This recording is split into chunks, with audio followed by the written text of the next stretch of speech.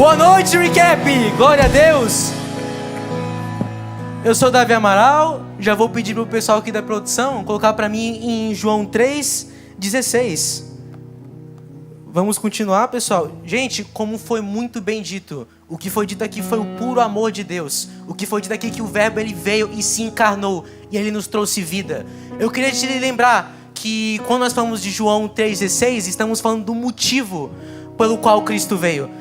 Já foi dito que Jesus ele veio, o Verbo ele veio. Agora eu quero falar para você qual foi o motivo dele ter vindo.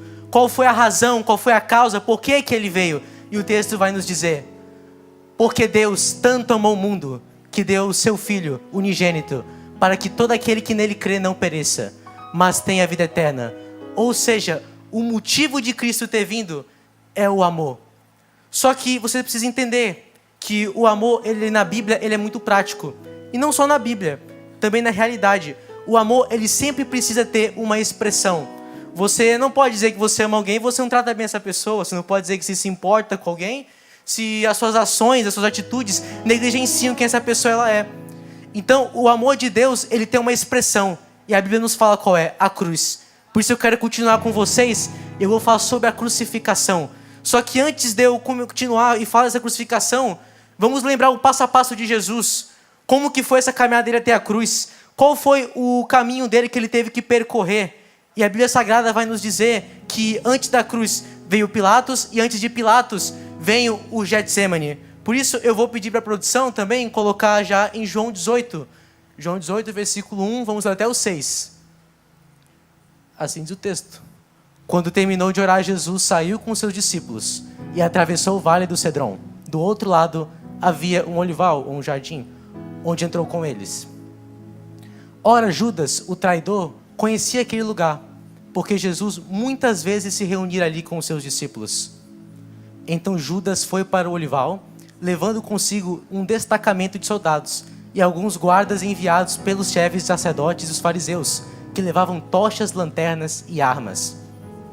Jesus, sabendo tudo o que aconteceria com ele, saiu ao encontro deles e perguntou: a quem vocês estão procurando? A Jesus de Nazaré, responderam. Sou eu, disse Jesus. Ou melhor, eu sou. Judas o traidor estava com eles. Quando Jesus disse, sou eu, eles recuaram e caíram por terra. Amém? Esse versículo, ele nos mostra uma das coisas mais importantes, que é a entrega de Cristo. Quando você vai ler o texto do Getsemane, esse texto ele é muito famoso em todos os evangelhos. Você consegue encontrar em Mateus, Lucas, Marcos. Só que em João ele tem um detalhe diferente. Porque nos outros evangelhos, esse texto ele apresenta Jesus mais sentimental. Não é à toa que você vai encontrar a passagem onde ele, na angústia, acaba sangrando. Mas em João mostra um Jesus totalmente corajoso. Como assim um Jesus corajoso? Porque ninguém surpreende ele. Se você for ler nos outros evangelhos, vai dizer que Judas chegou nele e como se tivesse surpreendido, né? Dizer, ó, quem eu beijar é o traidor, é quem você tem que pegar. Só que aqui, o próprio Jesus, ele se antecipou. Ele já falou aqui, sou eu. Ele mesmo entregou a própria cruz. E irmãos, quando você se entrega diante da sua cruz, não tem inimigo que fique de pé de você, porque não foi ele que ficou no chão quando estavam perseguindo ele. Foram os perseguidores que tiveram que recuar diante dele. Quando você não nega a sua cruz, porque Jesus, ele não só te ensinou a você tomar a sua cruz. O Senhor Jesus, ele te ensinou como você deve carregar a sua cruz. São duas coisas distintas. Porque uma coisa é você tomar a cruz. Como ele falou, ele disse, quem segue a mim, olha só o que a Bíblia fala. Após João, ele nos diz. Ele diz que quem diz permanecer nele, deve andar como ele andou. Então se você não anda como Cristo, você não está permanecendo nele. Ou seja, o próprio Cristo, ele tomou a sua cruz. Só que ele, além de ensinar como tomar a cruz, ele ensinou a maneira que você tinha que fazer isso.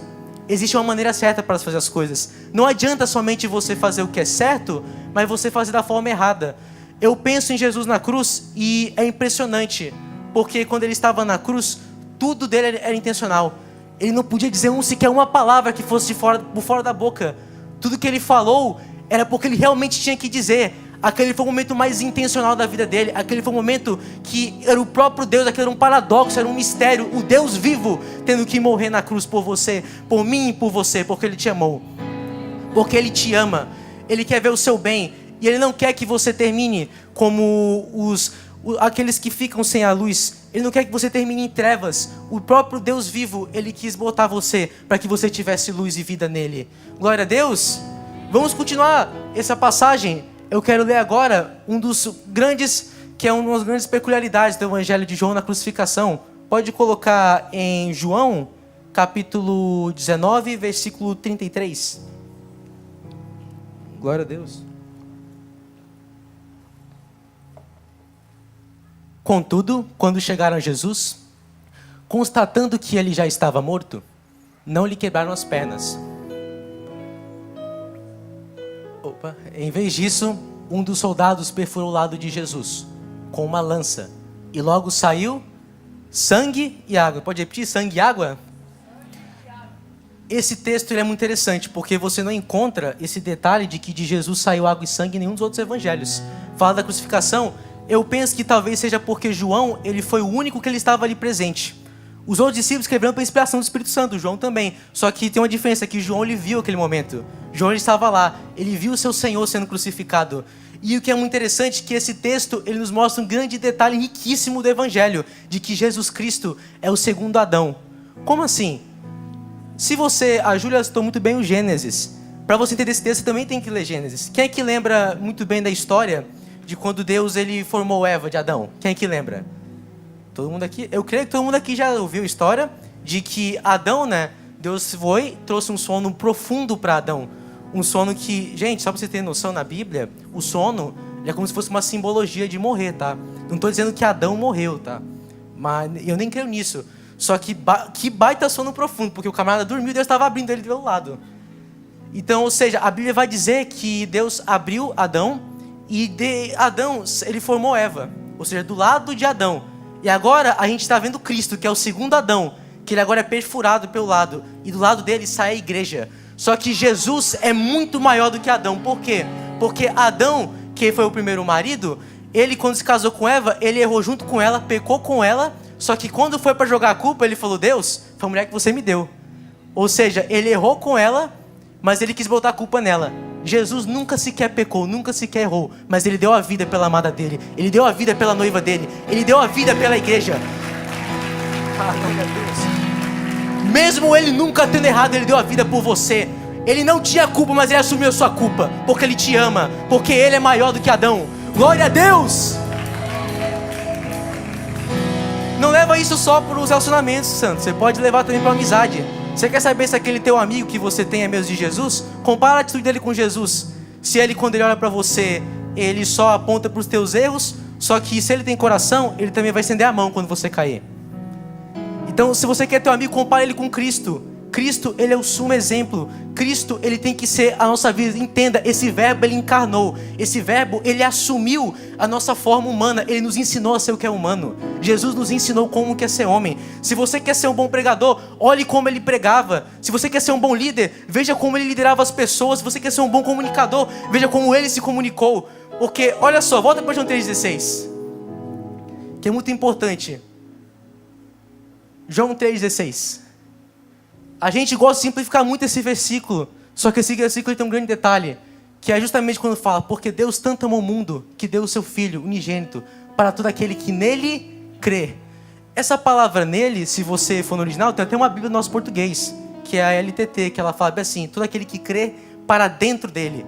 Porque, ou seja, a fé em Cristo é uma fé que ela entra, é uma fé que nas entranhas. Quando você crê em Cristo, você crê dentro dele. A sua vida que você vive em Cristo é uma vida dentro dele. Ou seja, tudo que acontece com ele, acontece com você. Se ele teve que ser justificado em espírito, você também é justificado. Se ele foi glorificado, você também será glorificado. Se ele venceu, você vai vencer. Se ele se santificou, você também vai se santificar. Se ele tomou a cruz dele, você também vai tomar a sua cruz, santo.